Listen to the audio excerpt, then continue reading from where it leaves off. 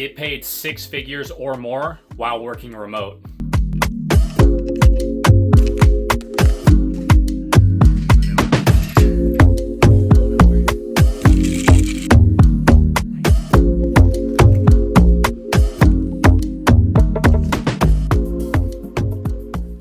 I replaced my full-time job to work remotely on my 10-acre farm while homeschooling my kids with my wife. Now, there's a whole list of reasons why working remotely can be better for your lifestyle. 1, working from home is more efficient. You can literally get up and step right into your office and start working right away. 2, you're going to save on gas, time, and wear and tear on your vehicle. 3, you get to set the parameters for when and where you work. 4, you can work anywhere, you can travel, and you can also work out in the boondocks. 5, you get to create your own hours. 6, you can live wherever you want. 7, you can wear whatever clothes you want. 8, there's no helicopter boss looking over your shoulder. 9 is my opinion.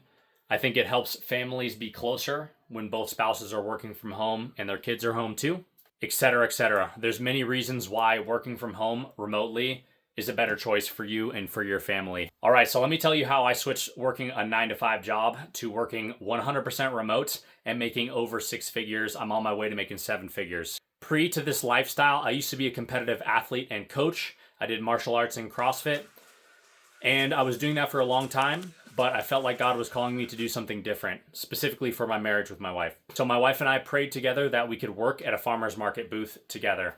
Now, right after we prayed this prayer, we flew back to Hawaii because we were going to school out there, and we finished our degrees. And on the day we got back, we dropped our stuff off at our house, and we went to our favorite date spot, which was Whole Foods in Kahala Mall. Now, when we went there, I noticed a guy was sampling out coffee. Now, this was interesting because I believe God told me that I needed to switch from my athletic job to something that would be better for my future wife and kids. I started bagging coffee. So I got a job that paid me a sixth of what I got paid as a competitive athlete and coach, which was fine. It was challenging. I had to work a lot more hours to make the same amount of money, but it ended up being a good choice. So I run into this guy at Whole Foods Kahala Mall, and he was sampling out coffee. And because I was bagging coffee pre to that, I knew how to talk about coffee. And since he liked the way that I talked, he gave me his business card and told me to meet him and his business card at a cafe.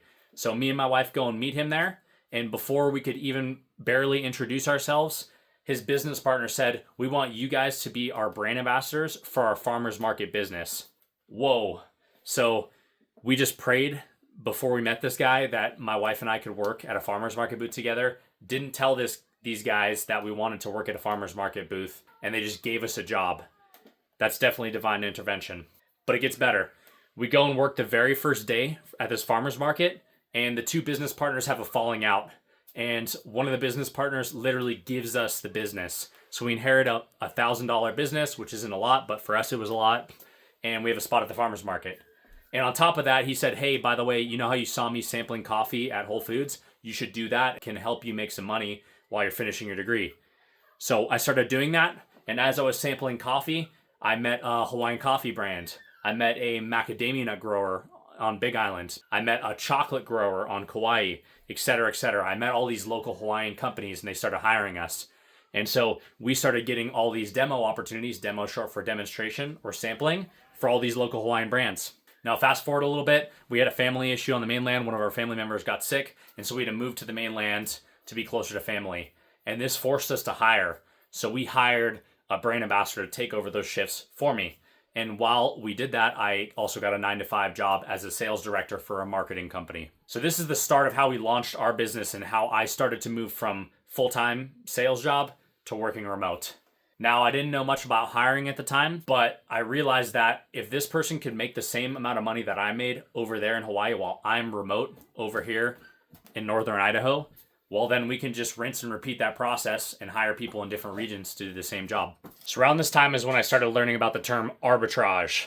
And that's what this video is about, and how you can switch your full-time job to working 100% remote and making the same or more money. Arbitrage essentially is when you sell a service to a client, but then you have somebody else fulfill that service for you. So you're essentially a middleman. You can do this for marketing, sales, or distribution, media design, music production, etc. You can be an arbitrage for almost anything. Essentially, you create a network of people that need a certain service, and then you sell it to them through another person or provider.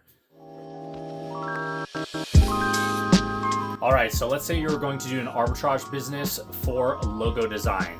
So let's walk through the whole process. Step 1, you need to find somebody that can design logos for you. The easiest place to start is going to be Fiverr or Upwork. So find somebody on there that can design logos for you and then get their pricing. And you're probably going to want to interview a few different people because you're going to want backups, and you're also going to want to choose the right fit. Let's say their pricing is $100 to design a bubble logo. Now you have this. Now you need to figure out what your margins are and how much you're going to pay yourself on top of that. So let's say they charge $100 for a bubble logo. You can charge your clients $200 for a bubble logo. So you pay them $100 and you get paid $100. So your profit is $100. Now you need to pick your niche. So you can do dentists, you can do local grocery stores, you can do local businesses in your town, you can do CPG brands, which is consumer packaged goods, you can do YouTube channels. So pick your niche. Next, you need to compile a list of businesses you can contact to pitch your logo service. So I would create an Excel sheet and either go on Google and do a search for dentists in X, Y, and Z area, or look up YouTube channels on YouTube, or find grocery stores across the US. Google is going to be your best friend, or another search engine. All right, so you got your service provider, you've got your pricing, you've got your niche, and you've got a list. Now you need to start contacting these individuals.